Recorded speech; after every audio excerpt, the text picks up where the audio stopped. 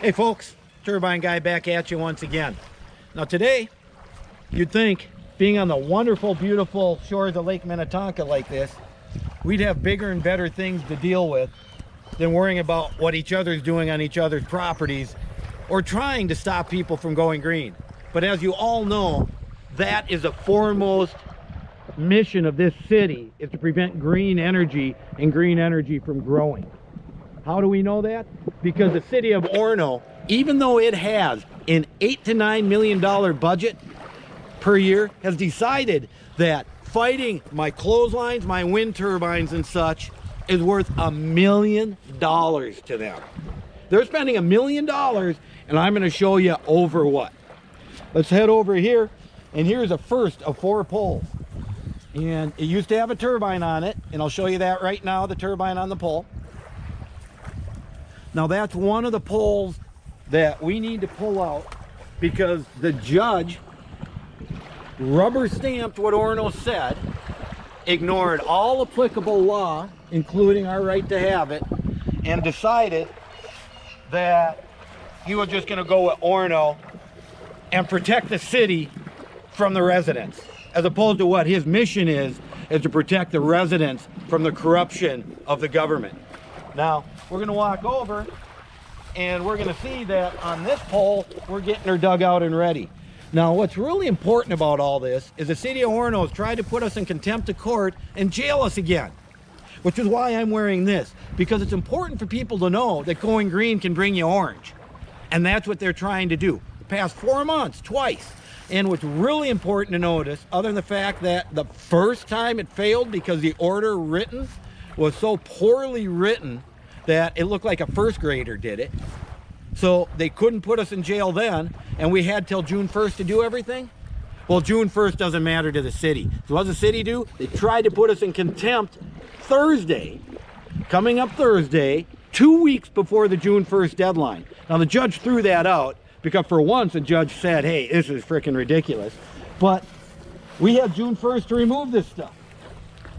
So here we are, May, was it 14th, 13th or 14th now? And you can see we've got this pole mostly dug out. And it's getting ready to come out now. Now remember folks, the city is spending $250,000 to remove this pole.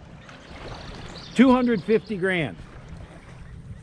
Because you know what we can't have in Orono? We can't have renewable energy. Now, we come along, it's not just those 2 poles. We had to remove our clothesline. In Orono, you can't have clotheslines. And we had to remove them.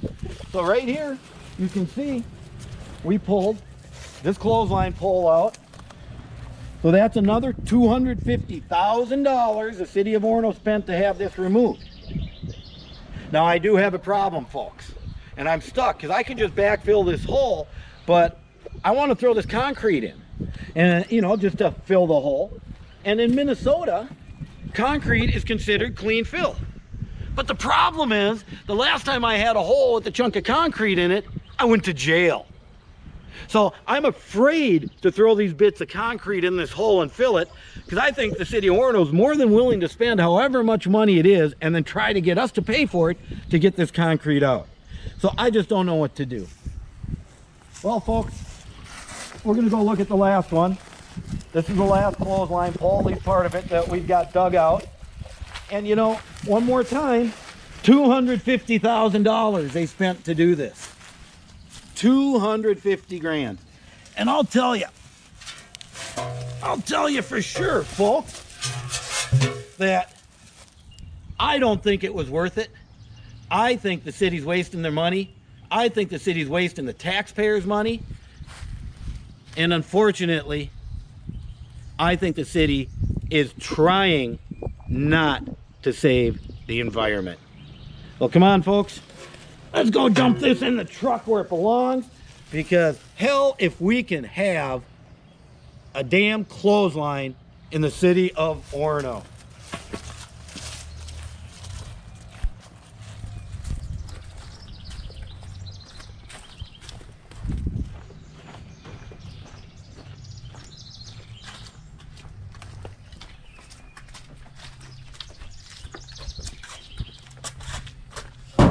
Well, I got to throw this in my truck and get rid of it, folks. You know why? Because I can't even have that here. Or they're going to come and get me and throw me in jail. You know, I got to ask, what the hell is wrong with our society that a city like Orono would chase a disabled veteran at the tune of $1 million over clotheslines and micro wind turbines?